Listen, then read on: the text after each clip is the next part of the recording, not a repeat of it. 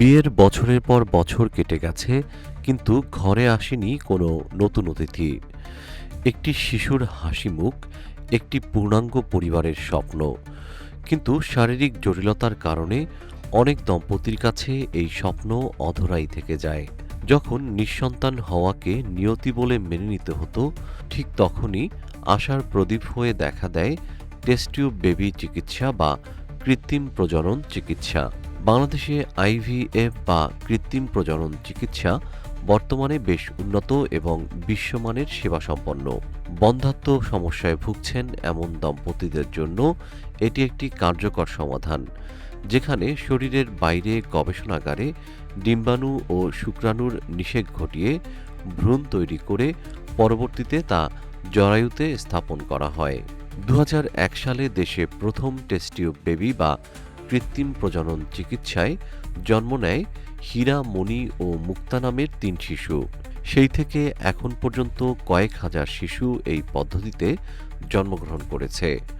সম্প্রতি এমন এক সাফল্যের কথা জানিয়েছেন বাংলাদেশ জামায়াতে ইসলামীর নেতা এবং বাংলাদেশ ফার্টিলিটি হাসপাতালের চেয়ারম্যান ডাক্তার এস.এম. খালিদুজ্জামান।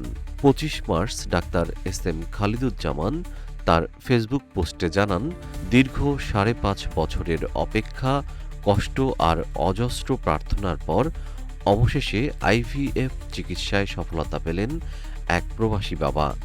দূর দেশে থেকেও তিনি ও তার স্ত্রী হাল ছাড়েননি। অবশেষে এলো সেই সুখবর। আনন্দে ভেসে গেল দীর্ঘদিনের কষ্ট আর অপেক্ষা।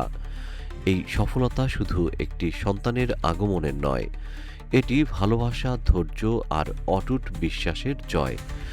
এই সফলতা সম্ভব হয়েছে সর্বশক্তিমান আল্লাহর অশেষ রহমত, ধৈর্য, বিশ্বাস এবং আধুনিক চিকিৎসার সমন্বয়ে। বর্তমানে দেশে প্রায় ৩০ থেকে ৪০টি নিবন্ধিত ফার্টিলিটি সেন্টার কাজ করছে। এর মধ্যে বাংলাদেশ ফার্টিলিটি হাসপাতাল ২০২৪ সালের এক সপ্তাহে ১২টি টেস্ট টিউব বেবির সফল ডেলিভারির মতো রেকর্ড তৈরি করেছে। দেশের প্রায় ১০% থেকে ১৫% দম্পতি কোনো না কোনোভাবে বন্ধ্যাত্ব সমস্যায় ভুগছেন, যাদের একটি বড় অংশ বর্তমানে দেশের অভ্যন্তরেই আইভিএফ চিকিৎসা গ্রহণ করছেন।